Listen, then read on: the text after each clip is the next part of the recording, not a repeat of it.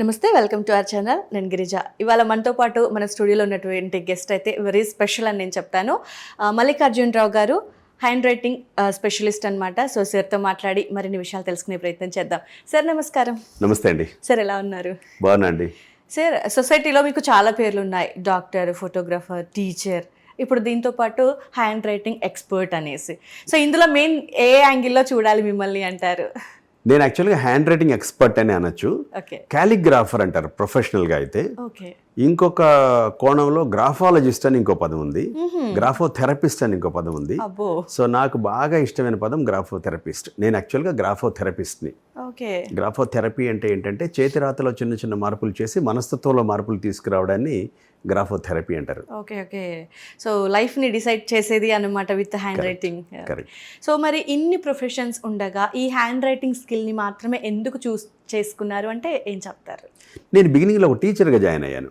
ఏదో ఒక 5-6 వేల రూపాయలు డబ్బులు కావాలి నెలకని ఒక టీచింగ్ ప్రొఫెషన్లోకి వెళ్ళిన తర్వాత అక్కడ పిల్లల హ్యాండ్ రైటింగ్ చూస్తే నాకు చాలా బాధేసింది. 8-9 తరగతులకి క్లాసెస్ చెప్పమని నన్ను పంపించారు. నేను 8-9 తరగతుల్లో ఉన్నప్పుడు ఇప్పుడు 8-9 తరగతుల్లో ఉన్న వాళ్ళకంటే చాలా చాలా తక్కువ నాలెడ్జ్ నాకు ఉండేది. వీళ్ళేమో చాలా యాక్టివ్గా ఉన్నారు, చాలా బ్రైట్గా ఉన్నారు, కానీ రైటింగ్ మాత్రం చాలా దారుణంగా ఉంది అప్పటితో పోలిస్తే. అరే అప్పుడు ఎగ్జామ్సే రాస్తున్నాం, ఇప్పుడు కూడా వీళ్ళు ఎగ్జామ్సే రాయాలి కదా, వీళ్ళు ఎంత నాలెడ్జ్ ఉండి కూడా రాయాలి కదా, ఆ రాయడంతోనే వీళ్ళు ప్రజెంట్ చేయాలి కదా అని, ఇలా కాదమ్మా ఇలా రాయాలని చెప్తూ ఉంటే ప్రిన్సిపల్ నన్ను పిలిచి కొంచెం ఒకలాంటి వార్నింగ్ లాగా పిలిచారు.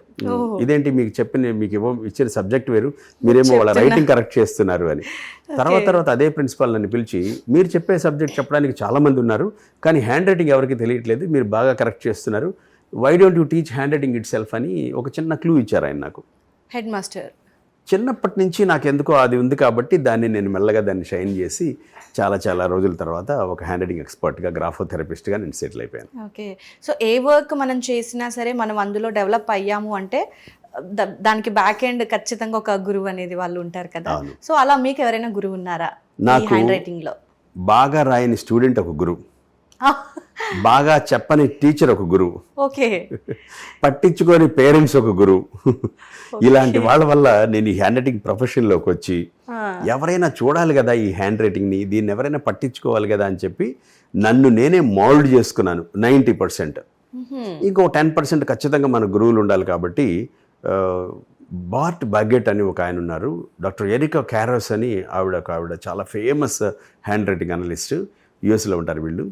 సో వాళ్ళ ద్వారా నేను హ్యాండ్ రైటింగ్ డైరెక్ట్గా అసలు బాగుండడానికి ఎలా చేయాలని నేర్చుకున్నాను.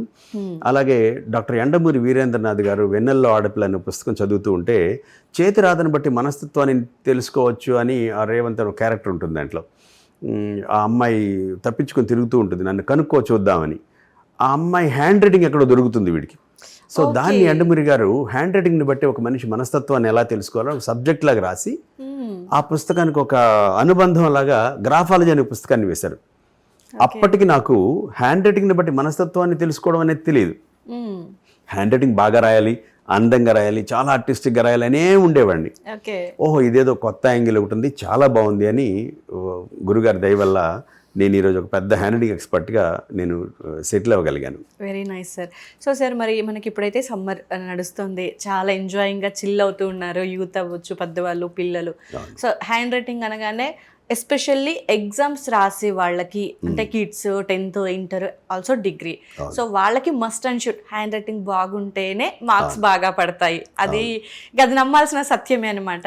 సో మరి ఈ సమ్మర్ వెకేషన్ కాబట్టి సో ఈ హ్యాండ్ రైటింగ్కి వీళ్ళకి ఏదైనా లింకప్ చేసే ఛాన్స్ ఉందా? సమ్మర్లో ఖచ్చితంగా చేయాల్సిన పనులు కొన్ని ఉంటాయండి.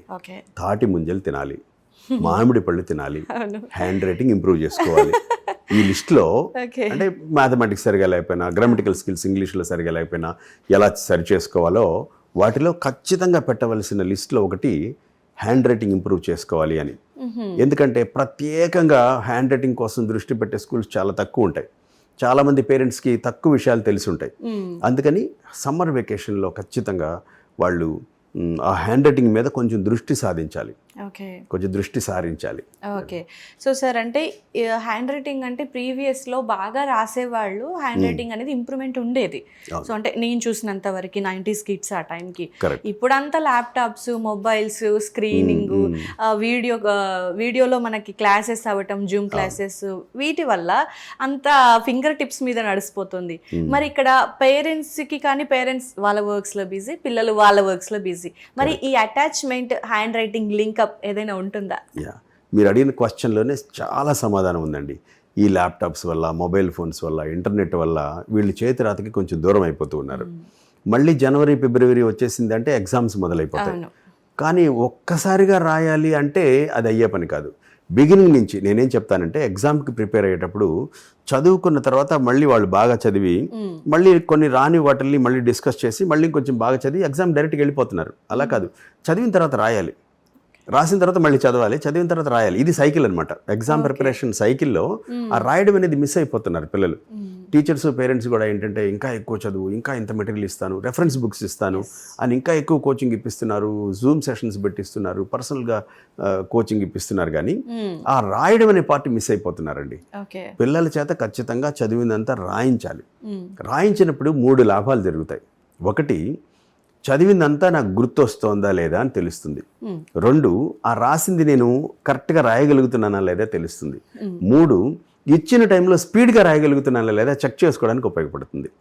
ఇన్ని లాభాలు ఉన్నాయి కాబట్టి ఖచ్చితంగా వాళ్ళు చదివింది ఎప్పటికప్పుడు జూన్ నుంచే రాయడం కూడా మొదలు పెట్టాలి.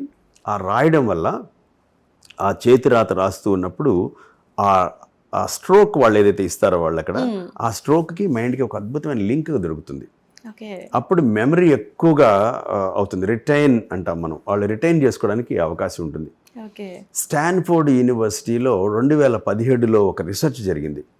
అప్పుడు వాళ్ళు ఏం చెప్పారంటే, మీరు మొబైల్ ఫోన్లో ఎంతసేపు చదివినా సరే రిటెన్షన్ ఎక్కువగా ఉండదు. ఆన్లైన్లో మీరు మొబైల్ ఫోన్లో ట్యాబ్లో ఎంతసేపు టైప్ చేసినా సరే రిటెన్షన్ ఉండదు. దానికోసం పుస్తకాలు చదవండి, పెన్ను తీసుకొని పేపర్ మీద రాయండి అని వాళ్ళకు సూచన చేశారు. వాళ్ళు చేసిన అద్భుతమైన పదం ఏంటంటే, don't forget to hand right అనే ఒక పదం కనిపెట్టారు, అనే ఒక వాక్యం కనిపెట్టారు. వెన్ యూ రైట్ సంథింగ్, ఏదైనా పుస్తకం, ఏదైనా పేపర్ మీద ఇలా రాసినప్పుడు ఏమవుతుందంటే గుర్తుండడానికి ఛాన్సెస్ ఎక్కువ ఉంటాయి. అందుకని ఖచ్చితంగా పిల్లలు చదివిందంతా రాయాలి. పేరెంట్స్, టీచర్స్ అలా రాయడానికి వాళ్ళని ప్రేరేపించాలి. సో అయితే నేను మిమ్మల్ని ఒక క్వశ్చన్ అడుగుతాను సార్. ఇప్పుడు చాలామంది ఏంటంటే, ఇది ఆన్సర్ మీ నుంచి వస్తే నేను వింటాను, చదివితే ఎక్కువ గుర్తుంటుందా, రాస్తే ఎక్కువ గుర్తుంటుందా? ఆన్సర్ రాస్తేనే ఖచ్చితంగా ఎక్కువ గుర్తుంటుంది. చదివినప్పుడు తెలుస్తుంది. 30% వరకు బాగా ఐడియా వచ్చేస్తుంది. సైకాలజీలో ఒక స్టాండర్డ్ ప్రిన్సిపల్ ఏంటంటే, 24 గంటలు గడిచిపోయిన తర్వాత మీ మైండ్లో 80% ఎరేజ్ అయిపోతుంది. అంటే ఈరోజు మీరు చూసినవి, చేసినవి, విన్నవి, మాట్లాడినవి రేపు ఈ పాటికి 80% మర్చిపోతారు. అలా మర్చిపోకుండా గుర్తుండడానికి మనకు అద్భుతంగా ఉపయోగపడేది ఒక పెన్ను, ఒక పేపర్. అందుకే చూడండి, నేను ఒక ఇల్లు కడుతున్నాను అనుకోండి, మొదటి నుంచి ఇటుకరాళ్ళకి ఎంత రాసాం, సిమెంట్కి ఎంత అని రాసుకుంటూ ఉంటాం. ఒక ప్రాజెక్ట్ పెట్టుకున్నాను అనుకోండి, ఎంతమంది ఎంప్లాయీస్, ఎంత శాలరీ, ఎంత, అన్నీ రాసి పెడతాం మనం. ఎందుకంటే రాసినప్పుడు ఆ గుర్తుండడానికి ఛాన్సెస్ ఎక్కువ ఉంటాయి. సో చదివింది ఒక 30% అయితే, రాసింది ఇంకొక 30-40% అయితే, మళ్ళీ చదివినప్పుడు ఇంకో 10% అయితే, మళ్ళీ రాసినప్పుడు ఇంకో 10% అయితే, ఇలా cyclic read, right, reread, rewrite, ఇది సైక్లింగ్లో చాలా బాగా ఉపయోగపడుతుంది అనమాట. అప్పుడు జనవరికి వచ్చేటప్పటికి, ఫిబ్రవరికి వచ్చేటప్పటికి ఆ సబ్జెక్ట్ మీద మంచి గ్రిప్ ఉంటుందన్నమాట పిల్లలకి. ఓకే. అంటే స్కూల్లో టీచర్స్ చెప్పేవాళ్ళు 10 సార్లు చదివే కంటే 2 సార్లు రాస్తే బాగా గుర్తుంటుంది. అవును, అది వాస్తవం. సో రాసేటప్పుడు ఆటోమేటిక్గా ఆ పెన్కి, ఆ చెయ్యికి తెలుస్తుంది, వర్డ్స్ వెళ్ళిపోతాయి. బట్ మైండ్లో నుంచి కొన్నిసార్లు రాక్కర్లేదు.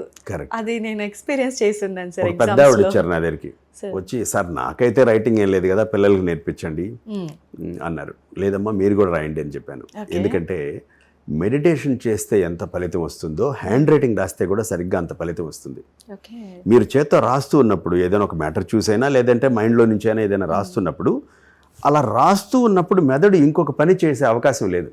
అవును, భావాతీత ధ్యానం అంటారు దీన్ని, ట్రాన్సెండెంటల్ మెడిటేషన్. మెడిటేషన్ చేస్తే ఎన్ని ఫలితాలు వస్తాయో, ఎంత అద్భుతం జరుగుతుందో, చేతి రాత ప్రతిరోజు 5 నిమిషాల సేపు, మీకు హ్యాండ్ రైటింగ్తో ఏమీ పని లేకపోయినా సరే ఓకే. ఒక పెన్ తీసుకొని, వీలైతే ఇంక్ పెన్ తీసుకొని ఒక 5 నిమిషాల సేపు రాయండి అని చెప్తాను నేను. దాన్ని బాగా నచ్చిన వాళ్ళు ఏం రాయమంటారని కూడా అడుగుతారు నన్ను. మీ గురించి మీరు రాయండి, మీ గురించి ప్లస్లు మైనస్లు చాలా ఉంటాయి కదా. అవును.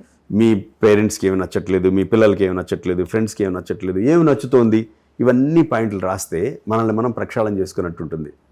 లేదా ఒక వ్యక్తిత్వ వికాసం పుస్తకం ఏదైనా దొరికితే మీకు, దాంట్లో నుంచి రోజు ఒక 10 లైన్లు రాయండి. లేదా మీకు బాగా ఇష్టమైన బైబిల్, భగవద్గీత, ఖురాన్ వాటిల్లో నుంచి రాయండి. మంచి జరుగుతుంది. అంటే రాయడం వల్ల చాలా మంచి జరుగుతుంది. ఎలాగో రాస్తున్నారు కాబట్టి ఆ రాసే కంటెంట్ ఇలాంటిది తీసుకోవాలి. పిల్లలైతే సబ్జెక్ట్స్, మంచి పుస్తకాలు, పిల్లలకి విజ్డమ్ అనే పుస్తకం, రీడర్స్ డైజెస్ట్ అనే పుస్తకం, అలాగే నేను ఎప్పుడు చెప్తూ ఉంటాను వర్డ్ పవర్ మేడ్ ఈజీ అనే పుస్తకం. ఇలాంటి పుస్తకాల నుంచి రోజు ఒక 10 లైన్లు రాశారంటే ఎంత లాభం.